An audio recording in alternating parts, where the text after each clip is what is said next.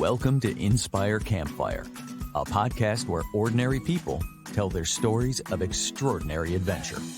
These are campfire stories meant to inspire the rest of us to light the fire within, get outside, follow our dreams, and return to tell our own stories. Ready? Let's strike the match.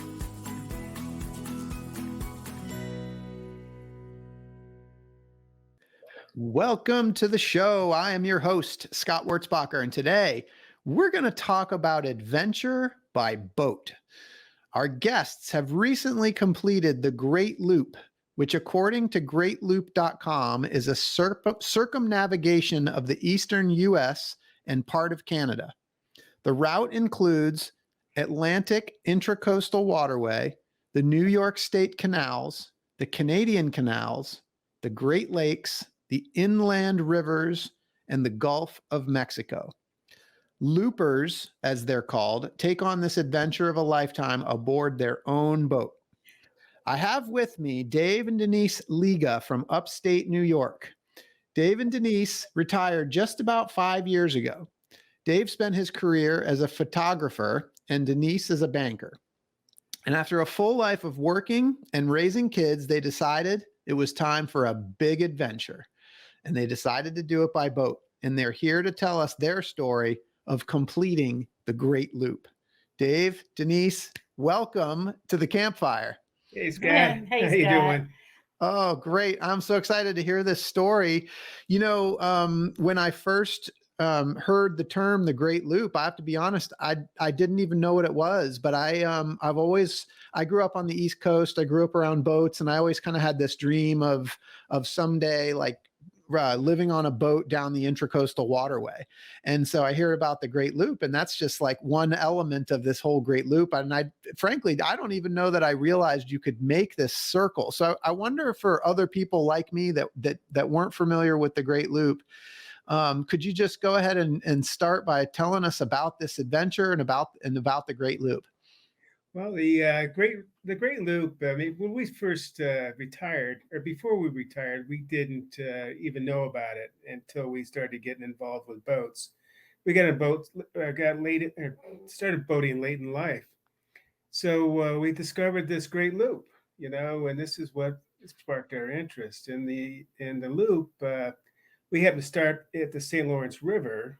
And you can go down to what they call the Trans-Siberian Canal system, which takes you through Canada, which has all these, how many? It was like 42 locks in there. 42 locks, yeah. And the locks are pretty unique. They're still fairly modern, but they have more of the old characteristics to them. There's a lift lock, which is like two big bathtubs that go up and down, called the Peterborough lift lock.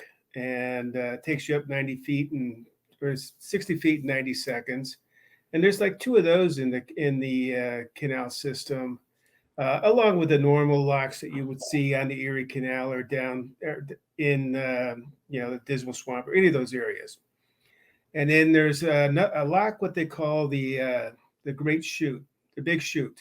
And that is where they put your boat on a strap on a rail car and take you over the mountain and drop you into Georgian Bay. Pretty unique. We've got videos and stuff of that and some photos.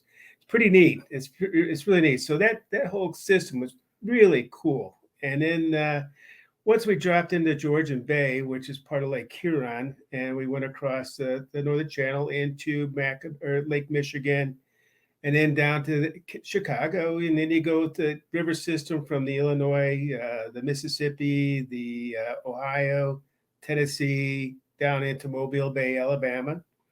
We did a crossing across the Gulf from Carabel to Tarpon Springs, which is a 26-hour run across the Gulf of Mexico, and we do it at night, which was not fun at all. And then you go down to the Keys, around the tip of Florida, up the intercoastal along the East Coast into New York Harbor.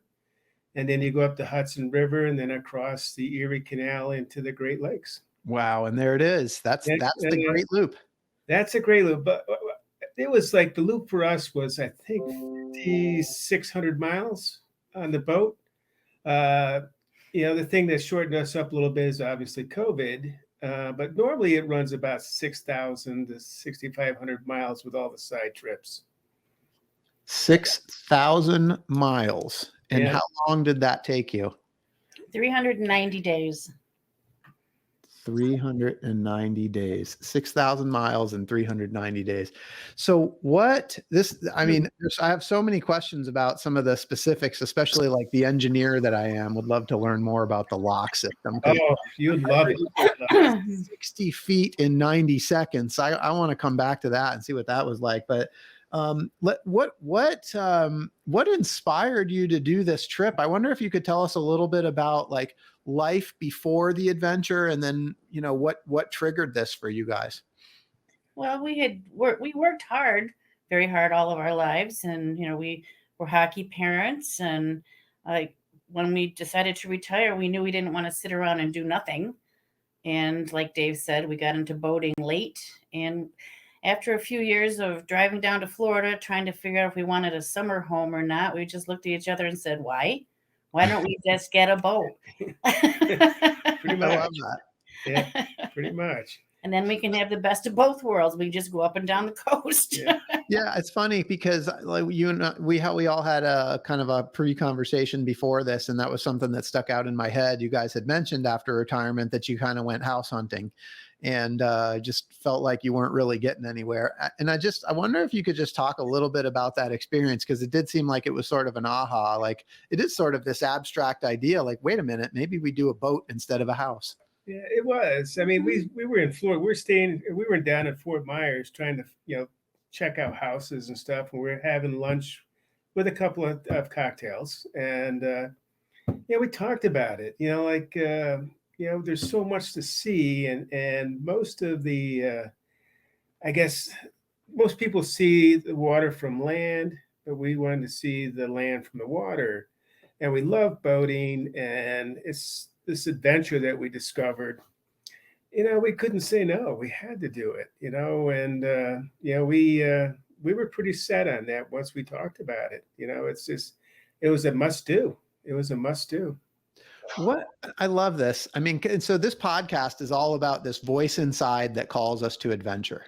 Mm-hmm. And I'm hearing you say like we just had like this idea came, and then it's something you're saying like you had to do it. It was this must do. Like where did the idea come from, and can you talk about that feeling of must do? Well, Dave did most of the research on that because I was still working at the time this was coming together, and you just started researching the Great Loop, and we already had a boat, but it wasn't the proper boat. But again, we knew nothing about the Great Loop until I started to research it, and then it just here looking at all the what people talked about it, some of the scene of things and things you never see. We would have never experienced the locks and that stuff, and it just that sense of adventure. I think it just took us over, and we're at an age, Scott, that time doesn't stand still, and we're at an age that you just can't postpone it. You have to move forward if you're going to do stuff like that. Now, the life we led is not for everybody, but anybody that has an inclination of wanting to do something adventurous, it's not a big deal. They should just do it, and it's I had so many friends and older friends that I watched, and they retired, and then they went back to work. They got bored. They were sitting there watching the Weather Channel all morning or the soaps, and then they got bored and went back to work. I didn't want to do that. There was so much to see and do, and we felt that we had to do it while we're still able to. You don't have a guarantee on how long you can or cannot do this stuff. So we jumped into it. There was no second guessing. Yeah, I really love this. And so like this particular adventure, I mean, there's so many different adventures that you could have chosen, but this is the one that you chose. Do you remember like when you first heard about the Great Loop? I think I just read it I used to get boat magazines. Yeah. trawler magazines, and I think we kicked that. We picked it up and went to the website, the AGLCA website, and started reading about it. I go, God, this is cool. This is absolutely cool. We love boating. It's not for everybody, but it was cool. And it was, your thoughts in the background of the unknowing. Yeah, that gets a little. It isn't scary, but just the unknowing of what was about to happen. So Denise, do you remember this? Like, did Dave come to you with a magazine and go, "Hey, check this out"? Like, what was that like for you? Well, he talked to me about it a couple of times, and I did a little research on my own. I went, and I was just like, why not? It's, the only trepidation I had was, having to get rid of the house and all of our possessions, and just basically become dirtless. That was the only thing that was hard, but we did it. And then he called me one day and he said, I found this trawler that's for sale. They're on the loop now. And we met them in Fulton, New York, and looked at their boat and decided that was the boat we wanted. And they told us a little bit about their trip, and that's where it started. So I wonder, like, was this something that was a dream that turned into a reality? And if anything, because we started so late in life, we didn't have that dream. It just became, it just happened. It happened. It wasn't a lot of thought. Once we knew what we wanted to do, there was no second guess. There's no different thought. Yeah. A lot of people in our situation do what you say they do. They dream for years. A lot of people will talk to us because we have done it, and there's other people that have done it 2-3 times. We know this old couple that's done it 30 times. They just haven't stopped, Mm-hmm. But there are some, people, they worry about it. They worry about health. How do you handle health? And how do you handle your mail? How do you handle your prescriptions? It all falls into place just by talking to other loopers. Yeah, you get information from, especially joining groups. There's all kinds of groups on there. In our case, the American Great Loop has a AGLCA. It's called the American Great Loop Cruisers Association. And that's how you get information and you network and you learn all this stuff, So it takes a lot of that. I guess it takes away the being scared to do it stuff, because you got people out there that help you with this. And that's a lot of it. And so you guys said you got into boating kind of later in life. Like what kind of boating experience did you have up to that point when you made the decision to go do this? We had a 21-foot bow rider we had for 4 years. At our age, we couldn't, they call it 2-foot-itis. Okay. We couldn't do that. We're too old. So we had a 21-foot bow rider. It was our first boat we bought. We bought it brand new, and it was probably 13 years ago. Yeah. So we had that for a few years, and then we upgraded into a 31-foot cruiser, that we had on the Great Lakes. Loved it. We were out all the time. And then we learned about the Great Loop. So that kind of made the cruiser wasn't going to work for that type of thing. So we ended up buying the trawler, and I had to sell the cruiser. And, it's not good owning 2 boats at one time. Yeah. It's not good at all. Yeah. And we spent a lot of time in the St. Lawrence River, and we'd take the boat out and just anchor someplace and spend the afternoon doing absolutely nothing. And that was great. Yeah. So we bought, so that was basically it. We're kind of different than a lot of people in our situation, but I say that, but I know a lot of boaters, and I don't suggest this at all, that had no boating experience, went out and bought a 43-foot trawler and have never driven a boat before. Yeah, that is not. So I don't suggest that, but there are people that have done that. We've met a few of them. Yes. Yeah. Well, and they probably figured it out as they went, right? Yeah, but so did we. Yeah. Well, but even in your case, I mean, you guys, if I'm doing the math right, you guys only had about 4 years worth of boating experience before you jumped into this thing. And so, what kind of planning had to go into this once you guys made up your decision that you were going to do this? How much time did it take before you were actually ready to get moving? We really didn't have. We're different people, Scott. But I mean, the biggest plan we had to do is what we were going to do with the house and all our possessions, And the house for us was easy to get rid of because we didn't really like living where we lived. We had a beautiful place and everything, but the area was going down, so we wanted to get away from it. So that was easy. That was an easy part. But it's just getting rid of everything. As far as preparing for this, we had the boat. We had what we wanted to do. We were going to do the Great Loop. So well, we had all the safety gear. We had the safety stuff. You had to have all that stuff. But I guess, we knew what we wanted to do. But the thing is like a lot of people, we put way too much stuff on our boat that we really didn't need. So 5 months later, we're getting rid of all the stuff that we had on because we never used it. So that was kind of like an over prep. Other than that, I mean, we just said, our friends came down to the dock and, waved us off. And I looked at Denise and I said, well, here we go. Here we go. I love it. Yeah. So the way we handled our trip is a lot of people will try to plan things out. It just depends on the person. It was like a day by day boat trip for us. We just never went back. We'd have our destinations maybe 1 or 2 days ahead. We didn't plan a lot, which is kind of, I mean, there's other couples like us, but it's kind of unique in this situation, but every stop, if we liked it, we stayed a while. If we didn't like it, we moved to the next stop, and there's the whole country, we learned on this thing and how unique and great our country is, and the areas that we live in, because each area on this loop was unique in its own little way. Canada was beautiful. The rivers, not so beautiful, but kind of unique, and then you got the Gulf is beautiful and the Keys and all that stuff. So and lots of history. A lot of history. We hit all the museums and all that stuff. Yeah. Yeah. So 390 days. When you set out, did you guys know how long? Did you have an idea of how long you thought it was going to take? I would have to say through the AGL, things that we researched, some people do it. I mean, we've known people that have done it in a jet ski. Yeah.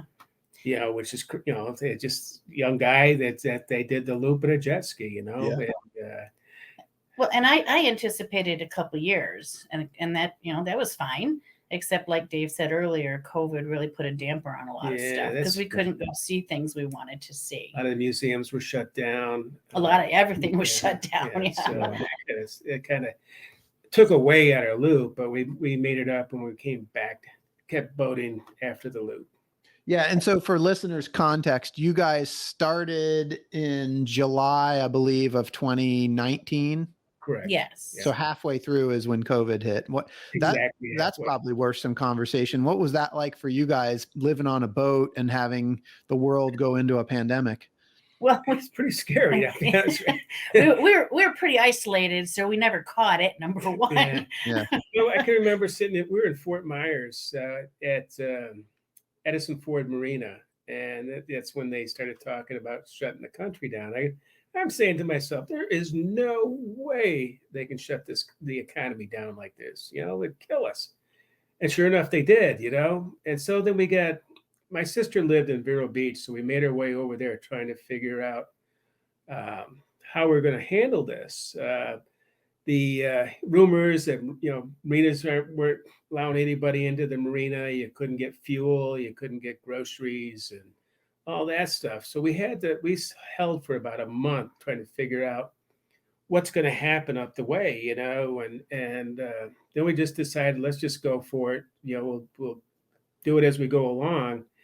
And we didn't have too many problems. There were some, we had a lot of marinas wouldn't let you off the boat. Toilet paper was a big deal. Yeah. Everywhere. Not just the motors. Well, you only could carry so much toilet paper on a boat. But, but we got through it. It was disappointing to us that, we had all these stops that we wanted to go into, and we just said, why waste the money going into the marinas? You can't. No restaurants were open. No museums. No anything was open. So it's just like we just headed up the coast to try to cross our wake, and basically, I think that's what it kind of sped us up a little bit because we didn't go up the Potomac. You can go up into Washington. We never got out to the Bahamas or any of that stuff. So that kind of, it dampened it quite a bit, really, I would say. But once we completed our loop back up in the St. Lawrence, we weren't done. It's too cold up here. We turned the boat back around and went back down to Florida. And after things loosened up, we started visiting all these places we missed. to begin Oh with. yeah, okay. So you Yeah. kind of backtracked a little bit. Well, Yeah. I think what's really interesting is that a lot of people would see somebody that goes and does an adventure like this, and the worry is like, well, what if something goes wrong? And it did, right? I mean, the world went into a pandemic, but you guys figured it out, Yeah. right? And I'm just do. sitting here talking to you guys about it right now, and you seem pretty casual about it, like, a pretty Yeah. big deal happened. Yeah. Yeah. You know how, like, this is kind of a funny thing, and I got a picture of it, but you know how it to get a COVID shot, you had to go kind of waiting list, or Mhm. it's really hard to get one, right?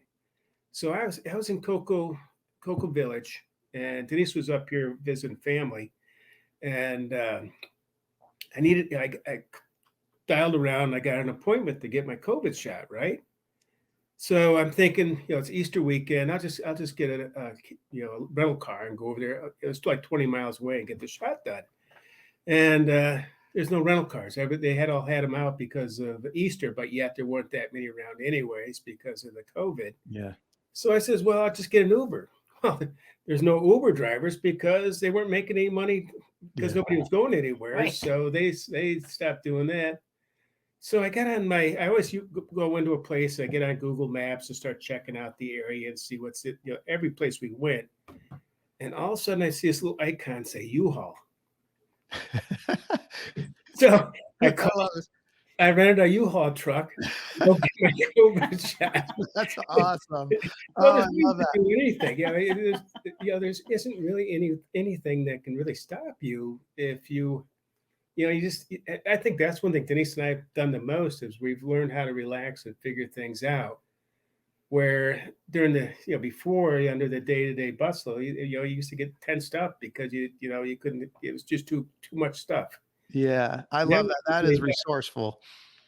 Yeah. So Well, you got to take things in stride. So yeah, and I mean everybody. The biggest thing I get a chuckle out of it. People will ask us, I say they know we've done this, is they look at us and we've basically been on the water 4 years.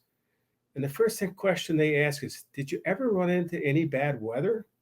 And I go, no, it's just all been sunshine flip-flops. But we've had some scares and stuff, as we got better at it, things became easier, and we got, we didn't have any scares after we, because we knew how to handle the weather and stuff like that. All that came into play.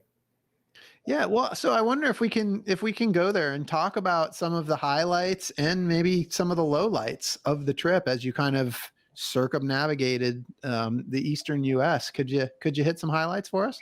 Well, we had we were up in Bad River in Canada, and that would be the North Channel or Georgian Bay. North Channel. And we were with some friends, and everybody got their dinghies down, and we only had a 2.5 horsepower motor. Mhm. And there's some rapids that you can go up. Of course, our friends had bigger boats or dinghies than we did, but we gave it a good shot. We got like almost to the top, and it just wouldn't do it. And I was recording it as we were doing it. And I'm like, nope, here we go. We're going backwards. Yeah, Scott, I gotta say one of I have to say it's probably the biggest highlight is the number of people we met. Yes. And many of these people have become lifelong friends that we would have never met if we hadn't done this. And that's a huge highlight to us. I mean, the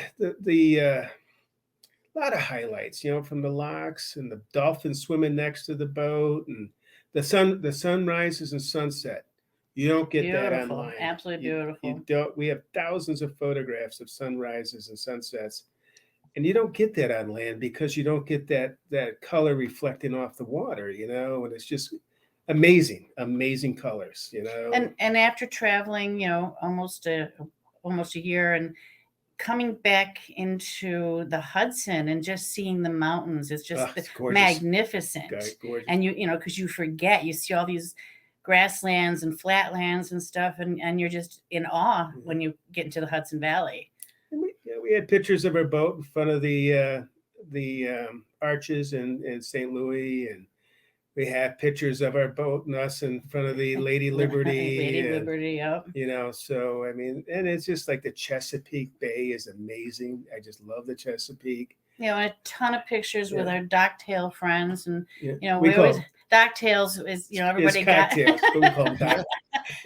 Yeah, I love it. Docktails. Yeah. So, and it's just there's so much that was amazing. Like there was some downsides, but most of them are awesome sides. They're just great. Some of the downsides I think we had is obviously you run into mechanical issues. Mm-hmm. I learned I was not a mechanic before we started this, but now I do pretty well with it, because you got to learn how to fix things, just like RVs. Yeah.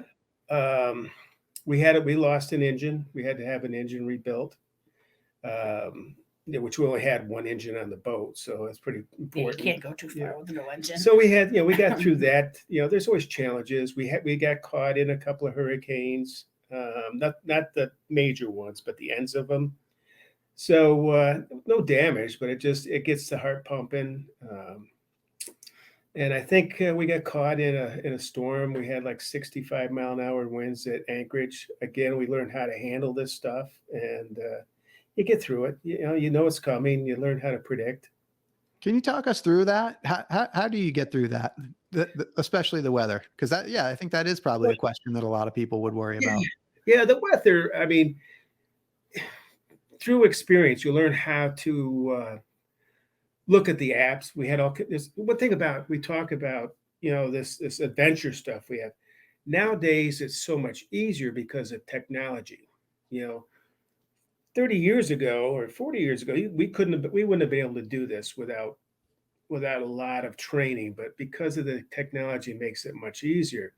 And like weather, you have the technology, technology and the apps that are very good. You just get one you like, and you work with it, and you learn the weather, and you learn what's coming. You learn how to protect yourself. Like in this storm, we talked about the 60-mile-an-hour winds. We tucked in behind the leeward side of an island, so it keeps some of what they call fetch. The waves banging on your boat. You're protected from the island. So you learn this stuff. When we first started out, we didn't know this stuff. Where were you when that was going on? We were in what they call Pelican Bay, which is Punta Gorda area of Florida, Cayo Costa, just north of Fort Myers. Okay. Matter of fact, when Ian went through the hurricane, the eye went right over where we used to anchor and wiped it all out. There's hardly anything left there anymore. Wow. Yeah. So, I mean, and it's just through experience, you got to keep yourself safe. So you stay on top of this stuff, but it's not dangerous. This doesn't happen every day. Probably in our 4 years we've been doing this, we may have had 5 scary moments, I guess. Not scary, but, you just, again, you have to protect yourself. We had one situation that this was just as we got started. We were in, where was it? What are you talking about? When we blew into a boat, Alabama. It was at Orange Beach. Oh. Panhandle, Orange Beach. And we went to bed at night, and the big storm blew in, and we thought we were hooked well, and we blew into another boat and did a little damage, and being woke up out of a dead sleep at like 2:00 in the morning gets the heart racing pretty quickly. Yeah. But we survived it. I mean, we managed to. We got ourselves hooked, and we stayed there the rest of the night and stayed up all night making sure. Didn't sleep after that. No. Yeah. So the question is, you said you made a lot of friends and you had a lot of connections. Did you make friends with the person whose boat you bumped into? No, it was a derelict boat. It had to be a derelict boat. It was okay. But if we did, if it was one of those boats, we probably would have made friends. Yeah. It happens, right? One thing we've learned about the boating industry, boating people, I mean, they're all like super friendly people. They go out of your way to help you, or we all work together. The law of the sea is you never leave a boat in distress. You know, you're always there, no matter if you got to go 100 miles out of your way, you got to help that boater, you know. Yeah, my sense is it's a real helping community. And It so really is. It really is. I mean, we were up in Hopewell Bay in Canada, and again, we were traveling with two other couples and their boats, and we discovered that our anchor wouldn't go down, and we're like, okay, what do we do now? We wrapped it Well, up. yeah, so we wrapped it up to one of the boats that we were with, and it worked out just fine. And when we got to a marina, Scott, you know, I had to get the part to fix it. The guy's got a brand new pickup truck, throws me the keys and says, "Here you go, take it, go get what you need." You know, I didn't even know the guy. You know, so it's a pretty cool world we live in. You know, you really, if you get out there and explore it and see it. You know, it is. And I think there are, people that experience life in a different way. And what I'm thinking about right now is like just this helping nature, the kindness that you guys experience, but it sounds to me like that's pretty broad in that community. And I'm just curious, like, what is it about that environment that brings that out in people? I think it's the water. I just think it's the fact that you have to rely on each other when you're out there on the water. So and water relaxes everybody. You're always happy on the water, you know. Yeah. You know, it's always been that way in the community. It's not just on the looper side, but anytime you're involved with boating, you know, they're quick to jump out and help you into a dock or grab a line or, you know, or if you're out and about. Which, believe me, I really do appreciate that when they come out to help dock. She's not saying I'm a bad doctor. No. No, he did really well. It's just sometimes it was difficult to catch a cleat. Yeah. So. Well, my sense too is like this is not an ordinary way of life. You know, you've got to be sort of thinking outside of the box to decide to buy a boat and go do something like this. And so, you know, to a degree, like you have to be resourceful, but you also know that you're going to go through some rough spots. You're going to go through some fun spots, but you know, you hope that other people are going to help you. And you know that when it's your turn, you've got to help them. Exactly. Mm-hmm. Exactly. You know, and it's not a life for everybody, you know, but it's been a great life for us, I'll tell you. Yeah, well, it sure sounds like it, especially to be, you know, it's just surrounded with so many cool people. And you wouldn't think that, like you guys talked about COVID and, you know, not being in contact with people, but you did share with me on that first call that connection was such an important part. Like, how does that connection piece happen? I think well, I don't know. You mean I guess probably you got people doing the same thing, you know. You know, you have the same interests, so it's easy to make friends, you know. And people that are in the AGLCA, they also use an app called Nebo. And when if you go into a marina, they'll pop on Nebo to see how many AGLCA flags are in that marina, and they walk around and introduce themselves. Yeah. And then, you know, everybody invites everybody else. Let's get together for docktails. Yeah, it's amazing how you can technology. Yeah, that's cool. That's great technology and how that can use that. Denise, you used one of my favorite words a little bit ago. You said awe. I love that word, and I use it on this podcast all the time. I've actually brought up the definition from the dictionary of the word awe. It's this reverential respect mixed with fear and wonder. That's good. And I just wonder if there, you know, maybe a couple of awe moments that you guys had while you were out there. There were probably a couple, but I can't really name one right now. Well, you know, on the Mississippi, just watching those tows go by you, that could really give you an awe moment, believe me, because the barges that they push are 35 feet wide and 70 feet long. And they usually stack them 3 wide and, 9 long. They can be as big as 5 wide, 9 long. And they're coming around these switchbacks coming at you. And you're like, hey. Yeah. That could be a little scary. Yeah. And when we're doing the Trent Severn, you got to call ahead when you're in an area that, you know, like could be dangerous to other boaters or whatever, and it's a security call.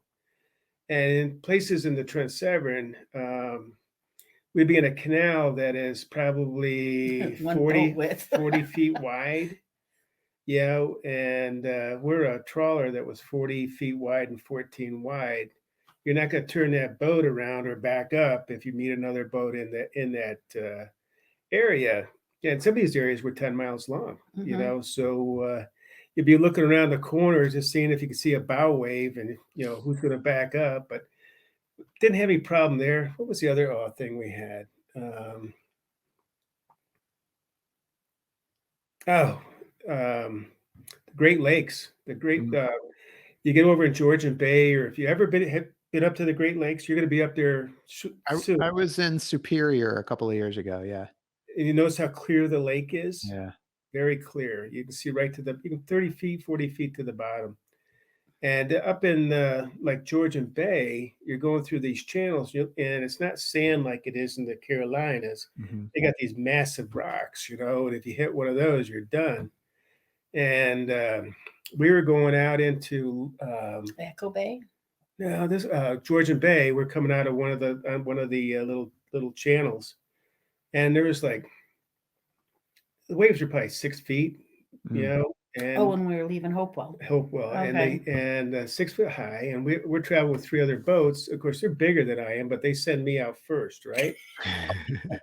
Yeah. So, I radio back to them. I go, guys, are you sure? And I look back, they had already turned around and went back. And so we get out there, and there's some signs that, if you move over too far on one side, you hit rocks, or too far on the other side, hit rocks. And I've got to get turned around with these 6 foot waves and trying not to hit the rocks or roll the boat. And we did it, but that was truly an awe moment. Wow. And then the other awe moments, the good sides of the moments are, like, that trip on the big chute. And there's a place called Henry's Fish Camp in Canada that the only way you can get there is by boat or seaplane. These big seaplanes would come in and drop people off at the restaurant. And then when you're at anchor up there, especially in Canada and a few other places along the way, there's no light pollution. So you can look all the way up into the Milky Way, which is it's just beautiful. Wow. It's amazing.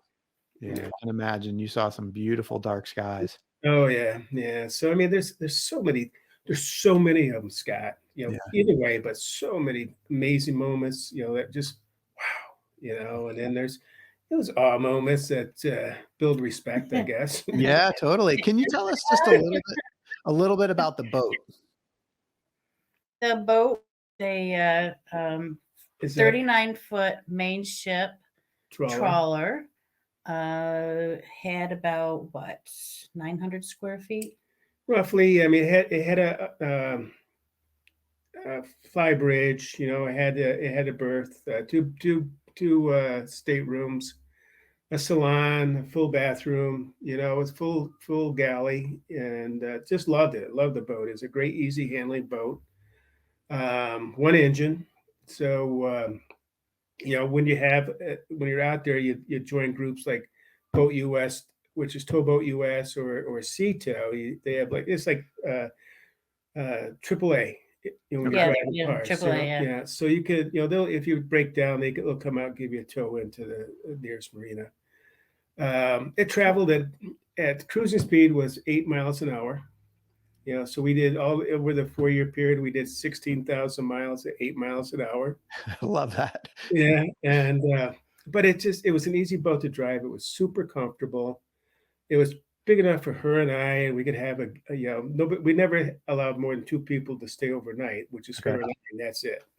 Yeah, we had somebody ask us once, how many people can you sleep? I said, technically we could sleep 4, 5, 6. Well, we could actually sleep 6 before we removed the couch. And but we only allowed 2 people, and that'd be us. Yeah, that's yours. It's yours. Yeah. So it's really comfortable boats. It was our home for 4 years. I mean, we loved it. We just loved that boat. It was hard we sold it. It was hard to get rid of it. And I miss it dearly. But there are loopers doing a loop in that boat again. It's taking it around again. So 16,000 miles at 8 miles an hour. Awesome. That's awesome. So when you guys tell us about the finish, like when you guys finished the Great Loop. I think you said you went back down to Florida, but what was it like for you guys to complete the loop? Bittersweet. Bittersweet because we were the bitter part is, we were finishing it, Mhm. and the sweet part is because we're finishing. But after it's just like you didn't want it to stop. Yeah. It was so cool going. It's just a bittersweet. We had some people met us and took our pictures of us. Yep. With a loop, your first time around, you fly a white birdie, and once you've done it, you fly a gold birdie, and we've got our gold, which we fly. Mm-hmm.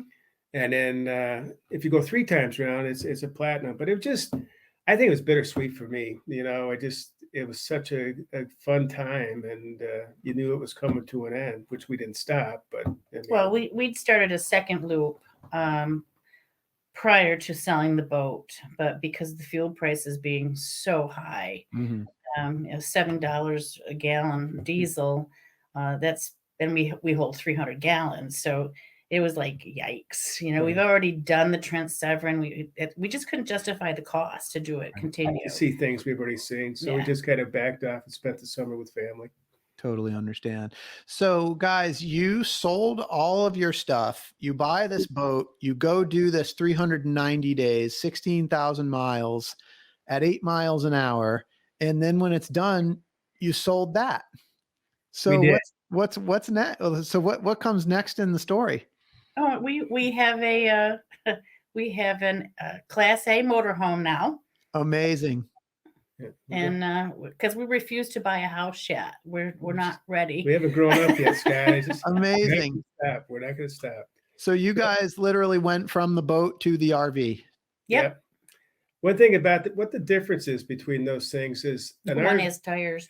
Yeah, one's got wheels, the other one doesn't.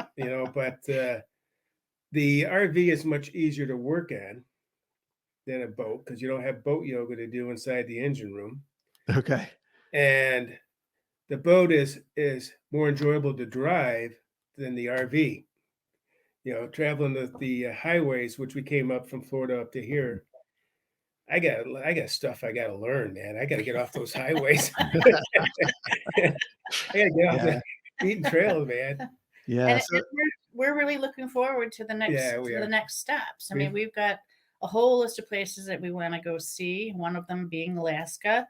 After July, we're headed to Nova Scotia. We're going to probably spend a good month in that area, and it's really exciting. We're going to do the Maine coast and indulge on lobster, and then head into Nova Scotia, and then into Canada a little bit, and then back down. And we're going to head back to Florida where it's warm. Yeah. So I was going to ask you this earlier because you sell your house to go take this trip. I mean, that's a pretty permanent thing, right? I mean, you could have rented it out or done something to, bide time for a year, but this was kind of a permanent plan. Now you're in the RV. Is there an end game? Not yet, but I'm sure there will be. We are, obviously we're getting older, our age and health will determine what we end up doing. I think our plan is to continue doing it as long as we can, or we get sick of it, or we're forced to stop doing it. Yeah, I love it. Well, I say keep going. I want to ask you just for the Great Loop piece. Did you guys change as people in the process? What did you learn about yourselves? Well, we learned how to live small. We learned how to live close. Well, it makes a lot of guys say they envy me because my wife enjoys doing what I do. But we enjoyed it. There was when things get a little touchy, you just get away from each other a little bit, but it wasn't too much of that. She was a great admiral. I was the captain, and I think as a person, it's changed us. It's broadened who we are. Because of what we have experienced, before we lived in our own little bubble and we did our own little things and all that stuff, now we've learned all this stuff, and we've seen all this stuff. Well, we've also learned how to be patient. Patience become a big part. And you have to pick your battles, Is it really that important to prove he's wrong? Nope. Welcome to my world, Scott. I love it. You guys are great. So I think it's changed us a lot, though. I think it's made us better people, to be honest with you. Yeah. In what way? Can you elaborate on that? I think it's after seeing what's out there and so much different, how each territory that we visited, the differences in the people, the cultures, the language, all that stuff. We never knew that. We only lived in our own little bubble, and saw the same people day in and day out. And it's really a big world out there. It's huge, and with lots of people. And I think we surrounded ourselves with some pretty awesome people. Yeah. Well, we learned to be a little more open and Open, yeah. We learned how to handle the challenges, and and like I said, you learn how to cope with just about anything. Yeah, it's so. I mean, like this whole podcast that and what you're doing, it's really so important. So many people are so afraid to do this. It's not a big deal. It's a shame that more don't get out of their or out of their space and get out and experience some of this stuff. Whether it's like going to the extremes that we did, or just doing it, 6 months at a whack or 3 months at a whack, and just getting out there and doing stuff. You don't have to sell everything. We chose to, but we don't have to. We have friends that never, they still own their properties and stuff.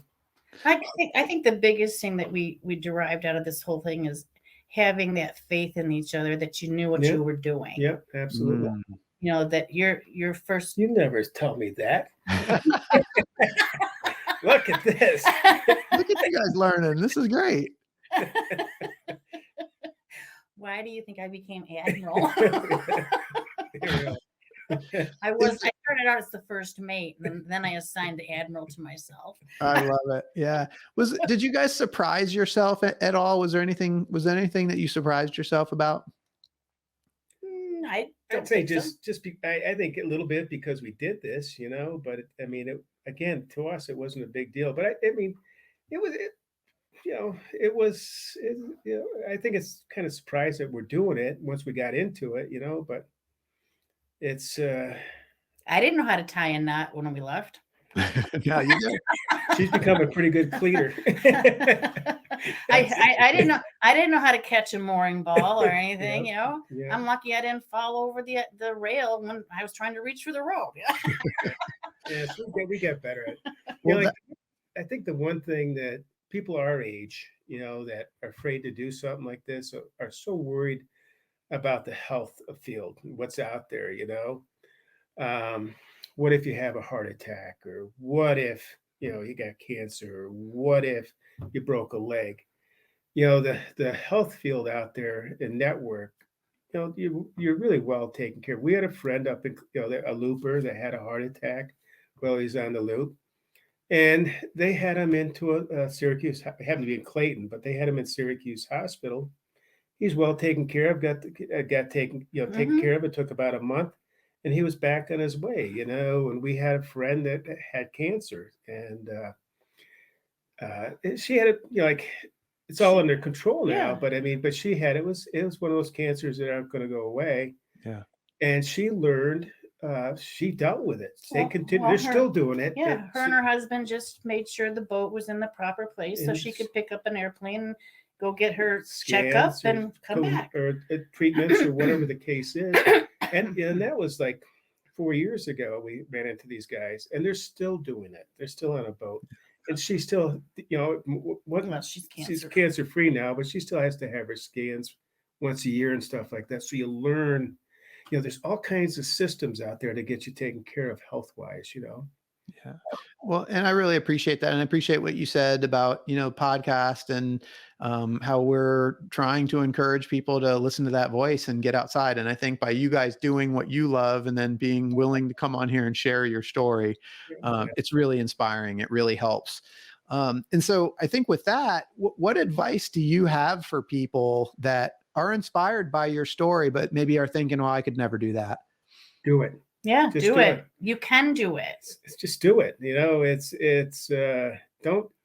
You never get another chance, just, do this thing. If you don't like it, once you get into it, you can always go back. You don't have to continue, but I think you got to do it. If I would rather have the memories than the I wish I did, or the should I, or should have, done it type thing. So I would have rather have the memories than that. And I mean, there's a lot of people out there like that, Scott, like you're trying to change and get them inspired. And I'll tell you, man, just do it. Just do it. It's all worth it. Just do it. It is all worth it. So Dave and Denise, the Great Loop adventure that you guys took, that was epic. And now you're on part 2. You're in this RV, and who knows where you're going to go next. I can't wait to hear that story. It's probably another podcast. Yeah. But at some point, Hollywood's going to pick up on your story. No, I'll tell you, there's a lot of loopers out there doing the same thing. But your story's great. And when they make the movie about you two, the movie about Dave and Denise Lyga, I want to know who's going to be the Hollywood actor and actress that's going to play you in your movie. Well, I told him that it should be George Clooney from The Perfect Storm. Yeah. I love that. Okay, George Clooney, Denise. And also the other captain that was in there, Linda Greenlaw. She was played by Mary Elizabeth Mastrantonio. Yeah, she's great. Yeah. I love this. Okay, Yeah. We've got a cast. And what's your movie going to be called? The Wind's Gonna Change. Nice. The Wind's Gonna Change. I say that every morning. We would plan our trip, and the wind would pick up, and he'd look at me and go, "The wind's going to change." And I told him I was going to put that on his tombstone. That's amazing. That has to be the title of your movie. The Wind's Gonna Change. Wow, that was so good. Well, you guys, thank you so much for sharing the story. Thanks for taking the adventure, for inspiring people to listen to that voice. And for those that are listening, I hope you have been inspired as much as I have. I hope that Dave and Denise's story has encouraged you to listen to the voice inside that calls you to adventure, because we want to hear your story next. If you have a story to tell or need a nudge to create one, please send me an email. We'd also appreciate it if you'd help us spread the word by leaving a review and sharing or tagging Inspire Campfire in your social media. And until next time, I want to encourage you to get outside. Thank you for listening. Dave, Denise, thank you so much for being here. Thanks for having us, Scott. Thank you.